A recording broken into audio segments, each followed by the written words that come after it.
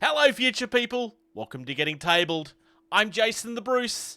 Today we're going to be having a look at another miniature from DropSquad Commander, also known as StrikeTeam Commander.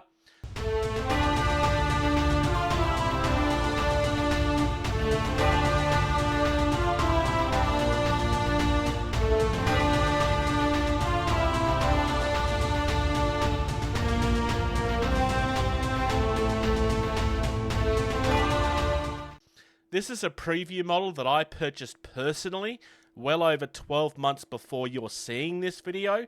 The reason I have held this video back for so long is because I didn't want this video to go live until the game was actually launching on Kickstarter. Because I'm really excited for this. We have a history with this game. Ask in the comments if you want to know why. We want this to be successful. So, my hope is that this video helps with that. So, as you can see, this, like the other one that we looked at recently, does say Drop Zone Commander. That is because at the time that these models were first released, DropSquad Commander hadn't been announced, also known as StrikeTeam Commander. And we're pretty much already getting a pretty significant view here. So this is just the same packaging that they've been using for their Drop Zone Commanders, except of course that this is a 32mm scale. If you haven't already seen the other unboxing, I will try to link it up here. These are two that I have pre-ordered well before you will be seeing them. Our Patreons will have seen this quite some time before any of you guys did.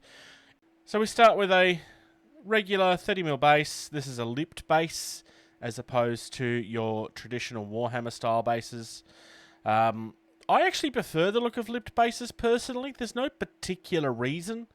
It's just a personal preference. I quite like them. I like the fact that they've got a place in here for magnets. Pretty much everybody's doing this now. It's just nice to see.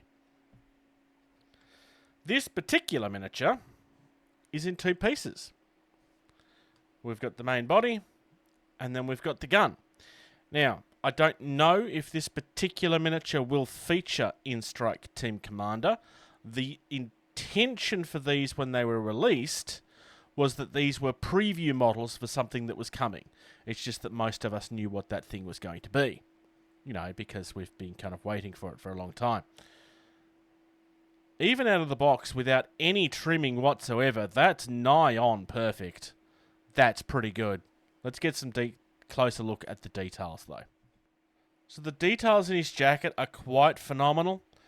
What you're going to see is a couple of little marks. There are no holes in this, just like little dust parts where the mixing is kind of left.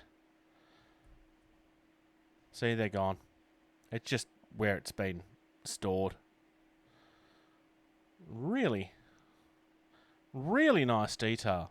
As you can see, one little blow, most of it's gone. I will have to wash this before I try building it or painting it. That is just a thing that you need to accept with resin miniatures. If you haven't worked with them before, you need to wash these in soapy water. I would recommend using an old toothbrush and scrubbing them as well. You need to do that. There's a release agent that's left behind on these, and they will not hold paint if you don't do it. Actual solid points of contact for the arms to connect into. Have a look at the noggin. It's really nice.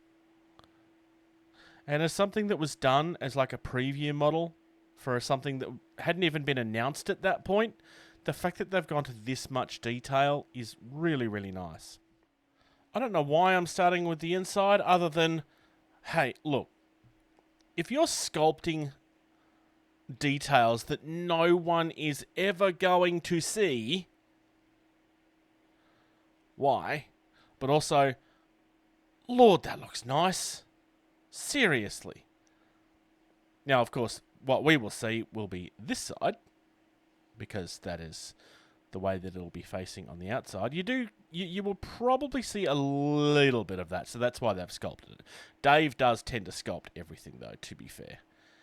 It's really, really nice detail. So obviously there's a little bit of flashing here that'll need to be cut off, or it's a resin gate, rather.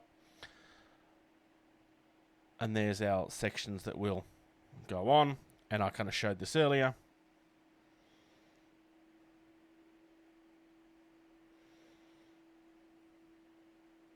It's really, really nice. I love this.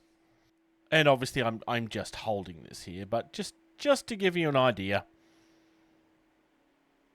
of how it's going to sit in the base. So looking at this, I will need to clean up the feet just because of how it's come out of the mold.